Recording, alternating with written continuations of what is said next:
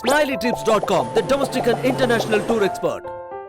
அரசியல் கட்சிகள் தேசிய கட்சி என்ற அங்கீகாரத்தை தக்க வைத்துக் கொள்ள தேவையான தகுதிகளை பார்க்கலாம். 2016ஆம் ஆண்டு வரை ஒவ்வொரு தேர்தலிலும் தேர்தல் ஆணைய நிபந்தனைகளை நிறைவேற்றும் கட்சிகள் மட்டுமே தேசிய கட்சி அந்தஸ்தில் இருக்கலாம் என்கிற விதி அமலில் இருந்தது. 2016ஆம் ஆண்டில் தேர்தல் ஆணைய விதிகள் மாற்றப்பட்டு ஒரு தேர்தலில் தேவையான அளவுக்கு வாக்கு சதவீதத்தையோ அல்லது நாடாளுமன்ற உறுப்பினர்களையோ பெறாவிட்டாலும் அடுத்த தேர்தலில் இன்னொரு வாய்ப்பு பெறலாம் என விதிகள் தளர்த்தப்பட்டன.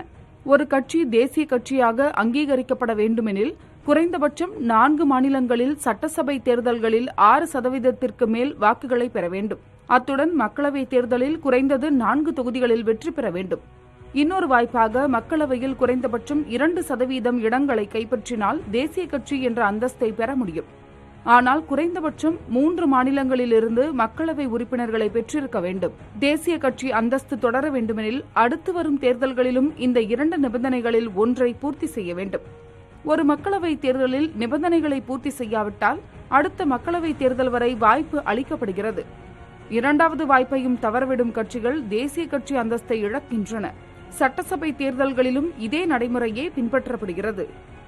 எனவே தேசிய கட்சி அந்தஸ்தை பெறும் ஒரு கட்சி அந்த அந்தஸ்தை குறைந்தபட்சம் 10 ஆண்டுகளுக்கு தக்க வைத்துக் கொள்ள முடியும். SmileyTrips.com, the domestic and international tour expert.